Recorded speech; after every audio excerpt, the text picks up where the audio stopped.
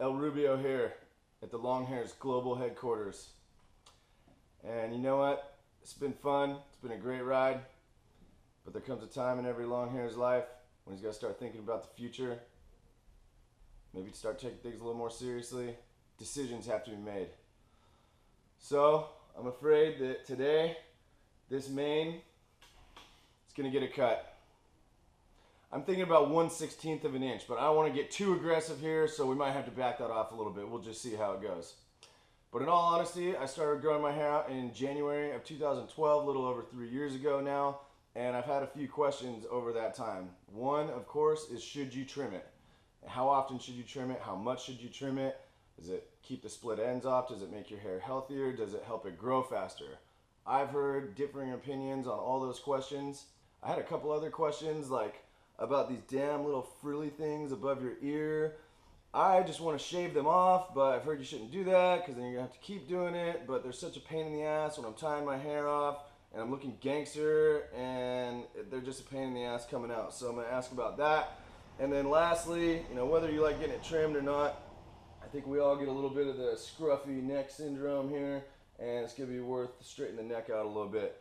So we're going to be bringing in a couple of minutes, James. He's a professional hair cutter at the local salon in Little Italy, Hyde Edwards, and he's a certified long hair. He's going to answer some of our questions, and he's going to dial me up.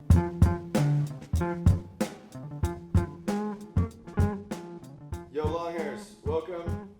We got James here. James, welcome to the Longhairs Global Headquarters. Glad to have you here.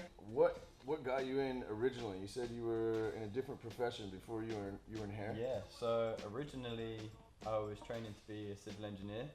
I was working as a draftsman, doing all the technical drawings.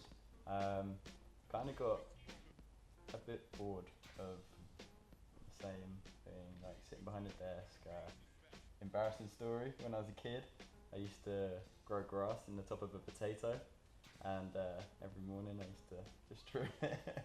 My mum told me this when I got out of the civil engineering, and that kind of, for me, I was like, well, let's give hair a try. I didn't know whether I was going to love it or hate it. I could have absolutely hated it, but it turns out I love it. Applied a little bit of the engineering approach, and yeah, it's going well so far. Now, you didn't have long hair back then, though. You started out as a short hair and more recently. How long have you had long hair? Last haircut was last June, so coming up to a year now. Now that I've passed the awkward phase, I'm starting to enjoy it. I can tuck it now. That's the main thing. You know what it's like. Yes. How did you get through it? How did I? Yeah, did you wear a ball cap, or how did you try to deal with that awkward stage? It was difficult. Being a hairdresser, you have to think about your own hair. Like, it's a representation of what you do as a hairdresser. So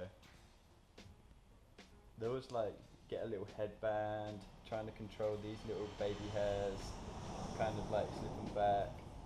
I didn't want to put too much tension on the hair. You know what happens if too much tension, the hair like either gets damaged, it starts to break. I wanted to avoid top knots. Not a fan. Not a fan. No. So everything but a top knot, I think I've been through. Should you get it trimmed? You hear about split ends. Yeah. Can you just tell us a little bit about that? Okay, so the whole myth of getting your hair cut makes it grow quicker, I don't believe. You mentioned split ends. That would be the reason for getting it cut. So all that's going to happen if you've got split ends, they're just going to keep going closer and closer and closer and closer to the root. Once they get to the root, you're going to have to cut it off because the hair's going to be absolutely bad. I would say trim your hair purely for the condition. Whenever you're growing your hair, you want it to look good in the process, right? Yeah. Like some people, they're like, no, I don't want to cut it, I just want it long. You have to cut it just to maintain the cleanliness of it. It won't make it grow quicker, but it's like a sacrifice, isn't it? Taking a little step back for better hair in the long run. What I would say to clients, if they come to me and they're like, James, I'm thinking about growing my hair. Okay, every 4 to 6 months. Okay. Get a good haircut, 4 to 6 months is good. Okay. Yeah. I get these freaking little frilly things right here that are just a pain in the ass. It seems like they never grow any longer. This is like 1.5 inches, 2 inches. And when I have my hair tied up in a high ball or a low ball, or even when I'm wearing a cap, I always have to like tuck them in there, and it's a pain in the ass. They never seem like they get as long as the rest of my hair. I just want to shave them off. I've heard people say you shouldn't do that because then you have to keep shaving it or something. Any advice, or what's the deal with these things? With them little hairs, it's personal preference. Like, some people like to have like a clean little section, kind of like taper it in, make it a little bit more tailored.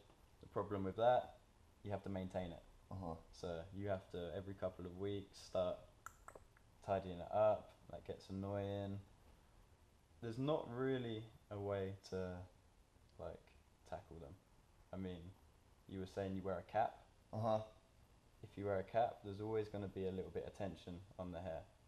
That's going to cause the hair to be a little bit damaged, maybe a little bit of breakage. But I think, personally for me, I just let them grow.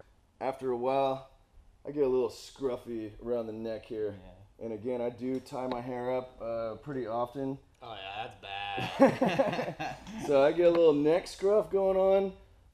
Should you trim that regularly? I feel like I want to get it cleaned up because I do tie my hair up a lot. That's exactly what I was going to say. For people that tie their hair up regularly, you can get it taken off. Some people like to feel a little bit cleaner. If you maybe wear a shirt, you like working in an office, you want it to look smart. Some people like it a bit more natural. Some people are just like, let it do its own thing. So, again, like the sides here, personal preference. All right. Yeah.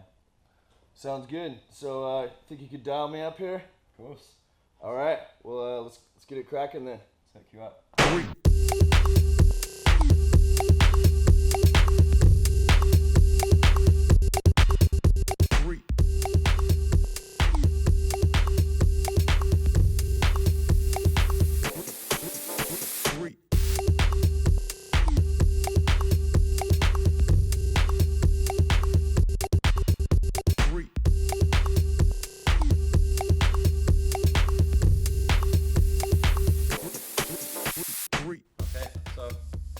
Chris had some short layers in his hair. The most important length for us long hairs is the length on the crown. We don't want this length to be too short in relation to the rest of the shape. So today what we did is we didn't take any length away internally from the layers. We just brought the external shape up a little bit just to kind of close that gap between the shortest layer and the length. So in term today, all that did was just create a little bit more strength in the outline, made it feel a little bit fuller, a little bit, it makes it look thicker. So, like we were talking about earlier, if we tie the hair up all the time, we want to make sure that there's nothing there that wants to escape. So, Yeah, need to get some sun on that now. yeah, he's in there. It's like a baby's ass.